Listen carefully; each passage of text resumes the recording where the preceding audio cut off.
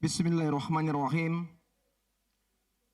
Laporan reses kedua dalam daerah pemilihan Makassar 1, Kecamatan Rapocini, Makassar dan Ujung Pandang, anggota DPRD Kota Makassar masa persidangan kedua tahun sidang 2021-2022. Assalamualaikum warahmatullahi wabarakatuh. Salam sejahtera bagi kita sekalian. Yang terhormat Saudara Wali Kota Makassar dan Wakil Wali Kota Makassar, yang terhormat Ketua DPRD Kota Makassar, Wakil Ketua DPRD Kota Makassar dan para anggota DPRD Kota Makassar, yang terhormat para anggota Forum Koordinasi Pimpinan Daerah Kota Makassar, yang terhormat Sekretaris Daerah Kota Makassar, Sekretaris Dewan Kota Makassar, para asisten sekretaris daerah Kota Makassar, serta para pejabat struktural dan para direktur perusahaan daerah dalam lingkup pemerintahan Kota Makassar. Rekan-rekan pers, baik media cetak maupun elektronik, dan para undangan lainnya yang saya hormati. Pada kesempatan berbahagia ini, terlebih dahulu, marilah kita senantiasa memanjatkan puji dan syukur kepada Allah Subhanahu wa Ta'ala, karena berkah hidayah dan inayahnya pada hari ini kita masih diberi kekuatan, perjuangan hidup, serta diberikan karunia sehat walafiat untuk hadir bersama-sama melaksanakan salah satu kegiatan konstitusional, yaitu rapat paripurna pengumuman DPRD Kota Makassar yang terhormat ini, guna mendengar laporan reses kedua masa persidangan kedua tahun sidang 2021-2022 dalam daerah pemilihan Makassar 1, anggota DPRD Kota Makassar.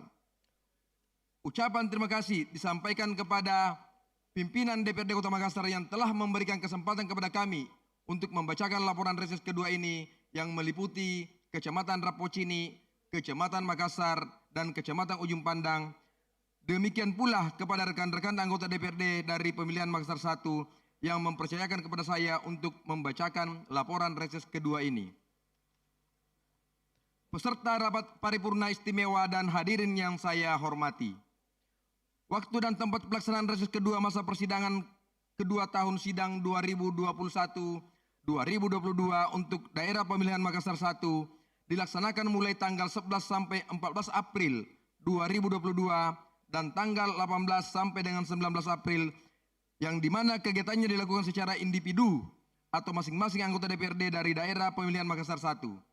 Adapun nama-nama anggota DPRD Kota Makassar yang tergabung dalam daerah pemilihan Makassar 1 antara lain: 1. Insinyur Haji Andi Suhada Sapele, fraksi PDIP Perjuangan. 2. Sukron Kahpi, fraksi PAN. 3. Dr. Insinyur Haja Apiati Amin Syam MSI, fraksi Golkar Andalan. Haji Pasrudin Rusli SE, fraksi P3.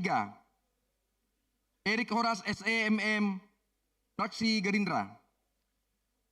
Insinyur Haji Muhlis Ahmad Misbah, fraksi Nurani Indonesia Bangkit. Haji Rizki, fraksi Demokrat. Anwar Faruk Eskom, fraksi PKS. Peserta rapat paripurna istimewa Dewan dan hadirin yang saya hormati.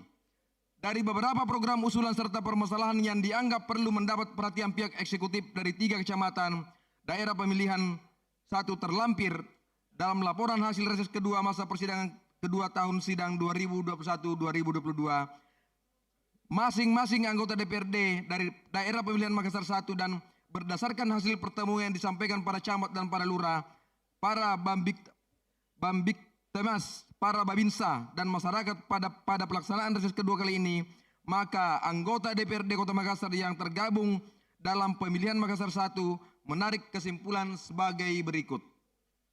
1.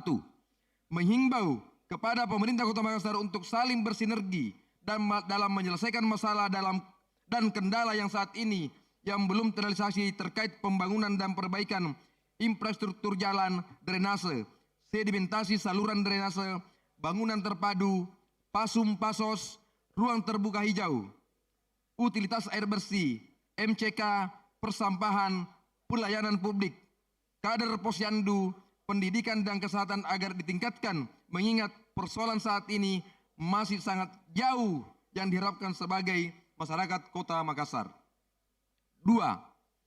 Kami berharap kepada pemerintah Kota Makassar agar dapat memberikan hasil kerja yang berkualitas serta lebih meningkatkan produktivitas di dalam memberikan rasa kepuasan terhadap masyarakat terkait permasalahan yang selalu dikeluhkan. 3.